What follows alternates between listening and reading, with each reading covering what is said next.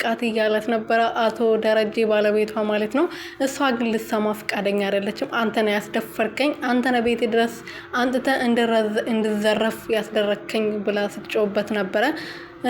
ዳጣዬ ግን ምንም የምታውቀው ታሪክ የለም። እሷ ምንም አላረገችም። ይሄ ሁሉ የሰራችው እያብ የራሳቸው ልጅ ናት። እንግዲህ ወርቁን አንስታ ኪሷ ውስጥ ከታ ከዛ በኋላ ጠፍቷል ብላ እንትን ያሳዘቻት ማለት ነው። እሷ ምንም የምታውቀው ታሪክ የለም።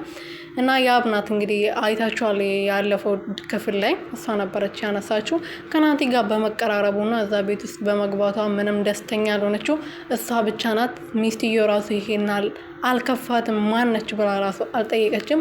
ጥርጣሬ ራሱ እንዲፈጠርባት አእምሯ ውስጥ የሱ ልጅ ናት ብላ እንድታስብ ያስደረገችው ራሱ እያብ ናት። ከዛ በኋላ ነው እንግዲህ ጥርጣሬ ውስጥ የገባችውን። ችግር የለውም እሺ ተስማምቻለሁ፣ ለትንሽ ጊዜ እዚህ መቆየት ትችላለች ብላ ነበረ ከደረጀ ጋር ተነጋግሮ የተስማሙት ማለት ነው።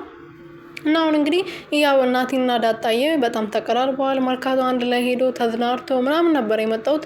እንዴት እኔን ትቶ እሷን ይዞ ትላንት የመጣችኋል ልጅ ቀይሮ እንዴት እሷን ይዞ ይሄዳል ብላ ነበረ ቁጭ ለቀኑ ሙሉ እነሱ መርካቶ በሄዱበት ቀን ስታሰላስል ያዋለችው።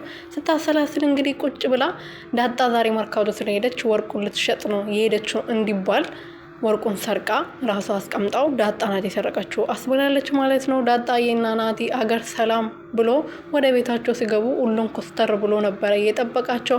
ዳጣ ምንድነው የተፈጠረው ብላ ድንግጥ ብላ ምንድነው የጠፋው ብላ ስትጠይቅ እንግዲህ አንቺ ሌባ ብላ ነበረ ተነስታ አንገቷን ያነቀቻት።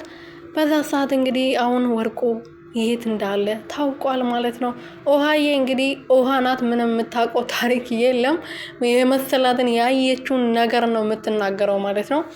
ኦሃና ዳጣ ሆኖ ናቲ ሆኖ ለመዝናናት ወደ ውጪ ወጣ ብሎ ነበርና ዳጣዬ በመደበደቧ ሌባ በመባሏ በጣም ተናዳለች። በዛሬ ደግሞ ብትወስድ ምን ችግር አለው እቃ አይደለ እንዴ ለምንድን ነው ማሚዬ እንደዚህ የተቀየረችው ብላ ከናቲ ጋር ስታወራ ነበርና በዛን ሰዓት ልዝናኑ ዳጣዬ ፈታ እንድትፍታታ ከዚህ ጭንቀት እንድትላቀቅ ወጣ ብሎ ነበረና እንትና ኦሃ በዛ ሰዓት ቁጭ ብላ ወርቁን የማማን አብሎችን ያብ ኪስ ውስጥ አይቻለሁ እና ብላ ለነዳጣና ለነናቲ ተናግራለች።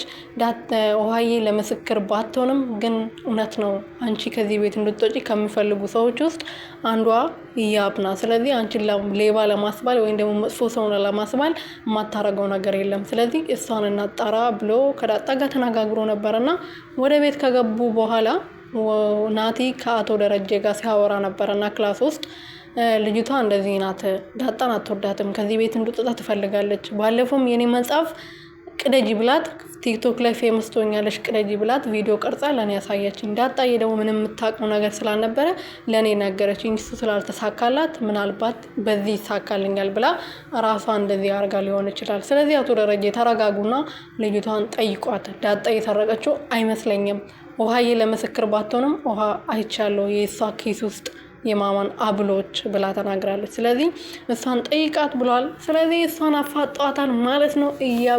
ልክ እንደባለፈው አሁንም አልተሳካላትም። ውሸት መቼም ሰውን ልታስደስት አትችም። ለጊዜው ልትደሰቱ ትችላላችሁ፣ ግን ውሸት በመጨረሻም ትወጣለች። እውነት ነው በመጨረሻ የሚጸናው ማለት ነውና በነገራችን ላይ ዳጣን ናቲ እያፈቀራት ይመስለኛል። እሷ እንድትናና ከችግሮቿ ምናምን እንድትላቀቅ ይፈልጋልና ሴት መስላለች። አሁን ዳጣዬ አምሮባታል። ቀሚስ መልበስ ጀምራለች። በዚህ በጣም በቃ እያማለለችው ነው ማለት ነው።